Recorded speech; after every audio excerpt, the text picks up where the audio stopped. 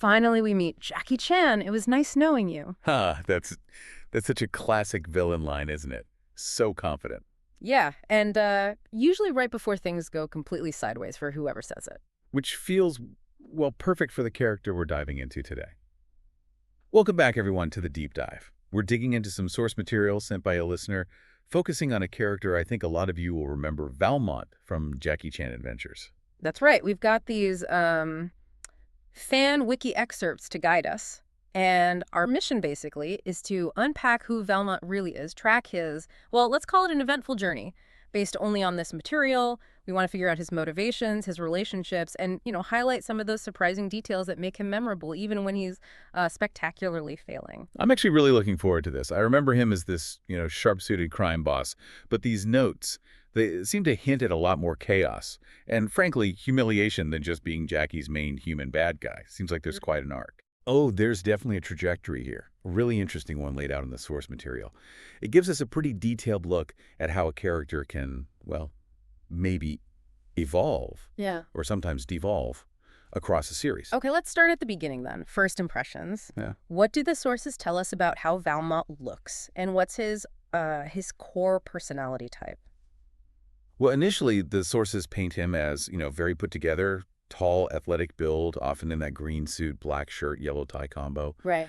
And he's got that distinctive look, the flaxen blonde hair, usually in a ponytail, blue eyes, small gold earring, very much the image of a suave, successful crime lord. Yeah, the picture of control. But you mentioned his look changes later. The sources talk about that. That feels like a pretty big visual hint about his story. Absolutely. By season 4, the source actually notes his suit gets heavily wrinkled, torn even. Hair's uncombed, he's got a 5 o'clock shadow. It's a very clear visual sign of his decline. And we can't forget the time he was under Shendu's direct control.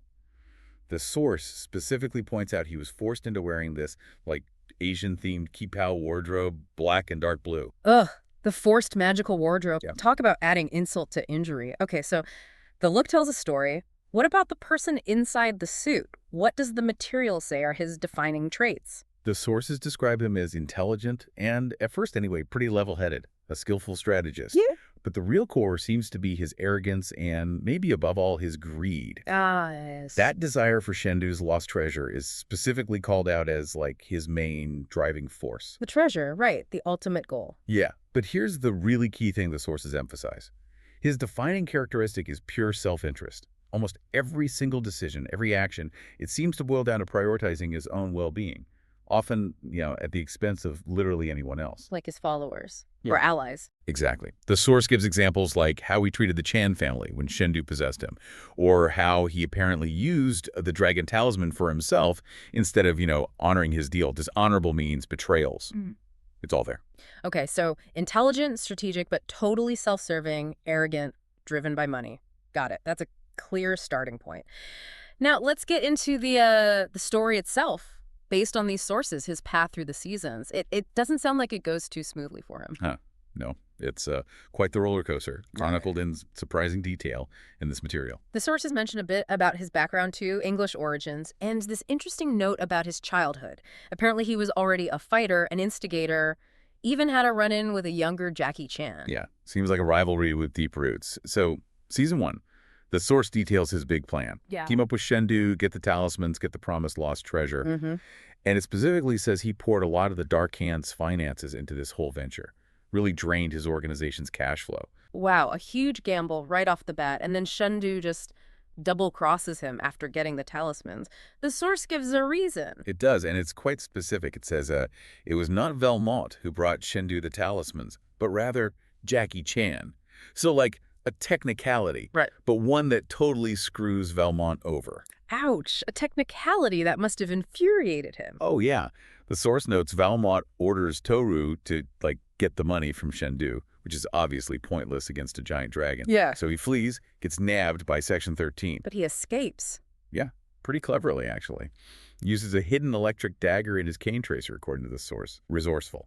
Always the gadgets. He tries to get the treasure himself in Hong Kong. That fails. But then this twist happens. Shendu gets destroyed, but Valmont and his guys manage to grab the actual talismans from the rubble. Kind of failing upwards there, wasn't he? Just for a moment.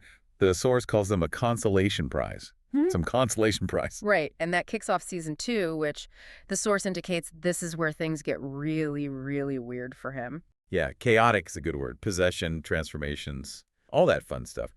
He starts off using the talismans for just, regular crime. Robbing banks by giving his enforcers the powers. Very Valmont. Makes sense. Use the magic for profit. Totally logical for him. But then the big disruption hits. He becomes Shendu's involuntary host. The source is clear, neither of them are happy about it, and Valmont's stuck wearing that robe. They even move operations to a fish cannery. Definitely a step down in style. The glamour is officially gone, Yeah. and the whole plan fails anyway. The demons get banished, Baisa refuses to separate them, and then Shendu tries to physically change Valmont into a dragon body. Yeah, it sounds horrific, grafting him into a dragon form. Green skin, a horn starting to grow. The source says Shendu is about to add gills when Valmont just reached his breaking point. Oh, wow. Totally desperate, he touches water to force the separation, thankfully turning back human. That level of desperation, it actually drives him to the chance for help. Yep. The source notes he even gives up his hideout location, which, okay, turned out to be useful later.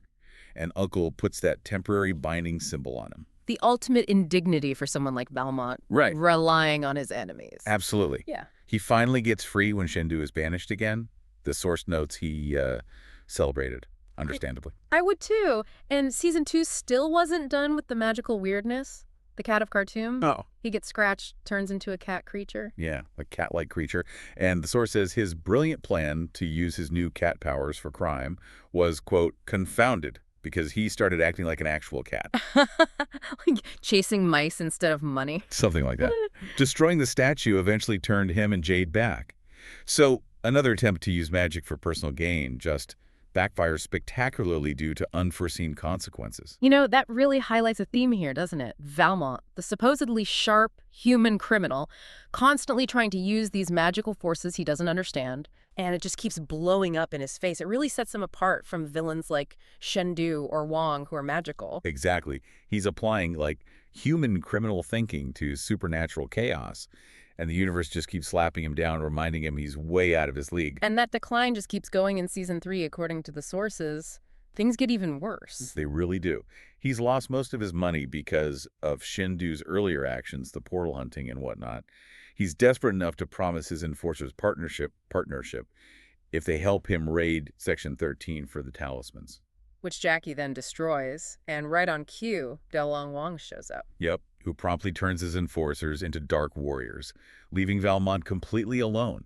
No men, no magic items. A major low point. The source describes a confrontation. Valmont runs into Wong. Yeah, demands his men back and tries to, physically intimidate Wong based on his size A advantage. big mistake with the sorcerer, I imagine. Huge mistake. Wong's response, according to the source, turns Valmont into a child. And it even notes this stems from Valmont's own childish nature. Double ouch. Wow. The ultimate humiliation. A kid again, so what does he do? What else? He goes crawling back to the chance for help. Hmm. The sources say he sneaks onto their plane, starts making demands like a spoiled kid. He even runs off trying to grab the horse talisman for himself, gets a paper cut. A paper cut. The formerly imposing crime lord gets a paper cut. That detail is just gold. It really is.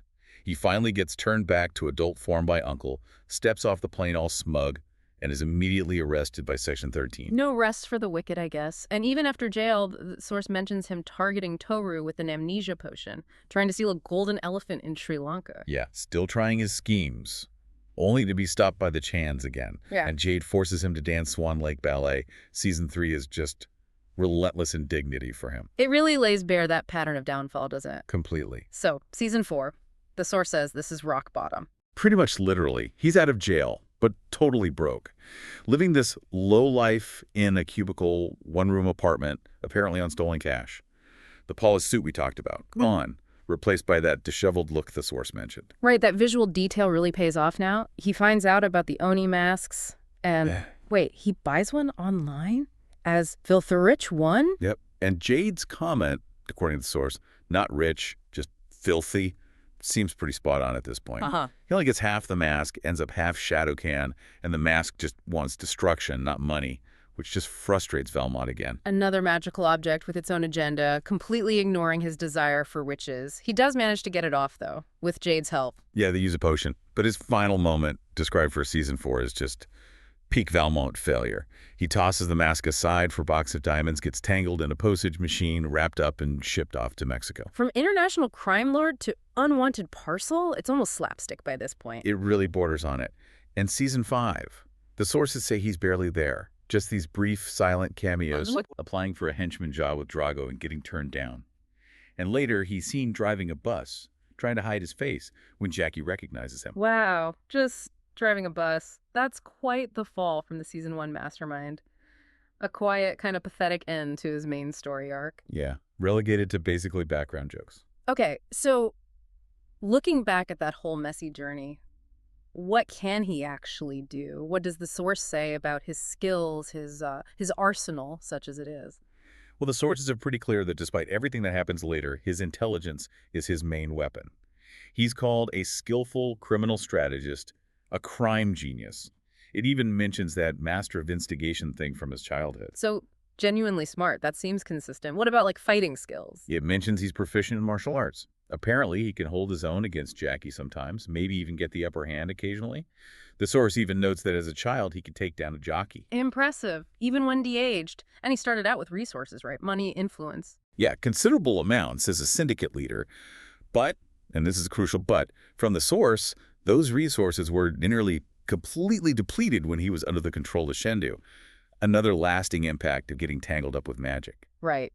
And that key point we touched on, the source really hammers it home. He's the only main antagonist who doesn't have inherent magic powers. Which, as we've seen through his story, explains so much of his struggle. He keeps getting temporary powers from objects, the dragon talisman, the cat statue, the Oni mask, but he can't truly control them or understand them. He just tries to use them like tools for a heist. And they always have other ideas. Exactly. They have their own rules, their own goals, and he's just caught in the middle. It really sets him apart. He's the human trying to play in a supernatural sandbox. Okay, let's shift to the people around him. Or, well, people who were around him. What do the sources say about his relationships? The Chan family, for instance. Mostly just to test them, especially Jackie for always messing up his plans. Yeah. But but the source notes he will go to them for help out of sheer desperation, like when he was turned into a child. It just shows how his self-interest overrides everything else, even his hatred, when he's really backed into a corner. A very conditional hatred, then? What about Captain Black in Section 13? Pretty standard stuff there. He's a high-wanted criminal, tries to avoid them, no big surprises. The relationship with Shendu, though, that sounds like the really key volatile one. Oh, totally. Yeah. It starts as this alliance based purely on greed. Valmont wants the treasure, Shendu needs the talismans, but then resentment builds. Shendu finds Valmont's organization, well, incompetent. Yeah. Valmont resents Shendu, draining his resources and, failing at his own task. Right. The source says Valmont was finally fed up after the double cross, which is when he tries to take matters into his own hands. And then, of course, there's the whole forced hosting situation, season 2. Which they both hated. Absolutely. And the source notes his huge relief when Shendu was finally banished. It really went from, like, uneasy business partners to host and unwilling parasite. A terrible dynamic. Yeah, sounds awful. And his relationship with Daelong Wang, also adversarial. Definitely. It stems directly from Wang stealing his enforcers. The source details that confrontation where Valmont, relying on physical size, threatens Wang. And Wang turns him into a kid. Exactly. And links it specifically to Valmont's childish nature. It's like the magical villain just effortlessly putting the human villain in his place, literally infantilizing him. That detail about his childish nature is really telling. Like, Wang saw right through the sophisticated act. What about Toru? He was his main guy for a while. He was. Initially very loyal, the source says Toru would follow Valmont's orders absolute without questioning. But Valmont grew unhappy with his failures, hired Hawk Fu as a potential replacement, and even forced Toru to fight Shendu, which was kind of the last straw that led Toru to switch sides. Later, after losing everyone else, Valmont tried to get Toru back using that amnesia potion. The source says Valmont held out some brief, purely self-interested hope Toru might rejoin him. Again, totally transactional view of loyalty. If you're not useful or if you fail, you're replaceable. What about the main enforcers? Finn, Ratsum, Chow? His top man, yeah. Yeah? He gave them gear. But the source mentions Valmont mostly saw them as incompetent because they failed so often. Yet he was apparently taken by surprise when they actually succeeded sometimes. Didn't care how, just wanted results. So why keep them? Well, the source suggests it's partly because his resources were so depleted he couldn't afford better. He needed the manpower. It even notes when he tried to save them from Wong, it was mainly because he just needed men. And kinda sadly, the enforcers were apparently just pleased even knew their names. Oof. That says a lot about Valmont, doesn't it? He only cares about their utility, but they're just happy for basic recognition. Really highlights his lack of any real personal connection. And Hawk Fu, briefly. Yeah, just mentioned, as a freelance hire, meant to replace Toru. But then the whole Shendu possession thing happened, disrupted everything, and Hawkfu apparently just dismissed himself once Shendu was dealt with. Another tool Valmont tried and failed to utilize effectively. So many relationships just defined by Valmont's absolute self-interest and seeing people as tools. Pretty much sums it up. Hey, let's grab some of those quick, interesting facts from the trivia section, too. Yeah, always good for some extra tidbits. Okay, so the source notes some cool connections to other Jackie Chan villains. Julian Sands, the actor who voiced Valmont. He also played the main villain in the live-action movie The Medallion. Oh, really? Yeah, and apparently the characters are similar power-hungry guys fighting Jackie over magical artifacts that split in two. That's a neat connection. Same Yeah. actor, similar themes. And he's also compared to Dante, the final boss in the Jackie Chan Stuntmaster video game. Both are described as martial arts skilled crime lords who capture one of Jackie's family members.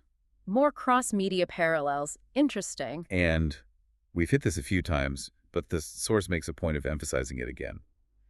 He is the only main antagonist in the show without any inherent magical powers, just temporary ones from objects he usually messes up with. That really feels like his defining characteristic, doesn't it, compared to the others? Totally. And longevity-wise, he's one of only two main antagonists, Yeah. the other being Shendu, to actually appear in all 5 seasons. Even if season 5 was just those silent cameos, he just kind of hangs around. Even if he's just driving a bus, he's still there somehow. Persistent. And another unique point from the source. He's the only main antagonist who isn't of Asian origins. Right, another thing that sets him apart in that lineup of villains. And finally, this one's great. Despite being the main human villain for so long, the source states Valmont actually teamed up with Jackie Chan a total of 3 times. 3 times. With his main enemy. Yep. But the source adds the crucial caveat, albeit only because it was in his own interest. Of course it was. That's self-interest again. Always willing to make a temporary deal, even with Jackie, if it benefits him. It just wraps his character up so perfectly, doesn't it? It really does. Okay, so pulling all this source material together, the look, the crazy journey, the skills, or the lack thereof, the relationships, the trivia, what's the big picture here? What's the takeaway on Valmont? I think it's that he's driven fundamentally by greed and defined by self-preservation. He is intelligent, he is capable in a purely human criminal sense. But he's constantly undermined by his own massive arrogance, by sheer bad luck sometimes, but mostly by trying to deal with magic, trying to control forces that are just way, way beyond his understanding or capability. Yeah, he's the grounded, if amoral crime lord stuck operating in a world that just keeps throwing demons and sorcerers and magical cat statues at him, and he just cannot cope. Exactly. And that's maybe why, even though he's a villain, there's something kind of compelling, almost relatable, about his constant failures.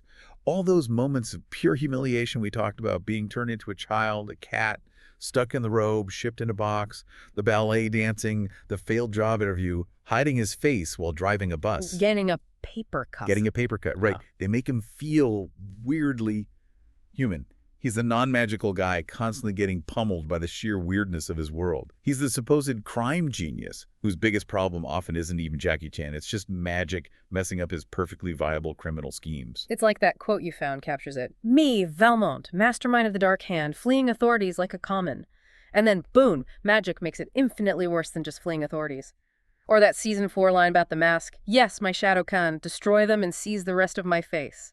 His grand plans always seem to collapse into just managing some magical absurdity. He's desperately trying to run an organized crime syndicate, but the universe keeps throwing curveballs, often humiliating ones, directly at him. What a fascinating character to unpack. It's really amazing how much depth and detail you can get from a dedicated fan source like this. It let us trace that whole arc, from the ambitious crime lord right down to the, Well, the persistent, frequently humiliated antagonist. Yeah, huge thanks to the listener who sent these sources in. It really allowed for a proper deep dive into his whole story. Absolutely. And it does leave you with a final thought, doesn't it? You look at his intelligence, his ruthlessness, but then you see the constant failures, the sheer absurdity of some of his lowest points.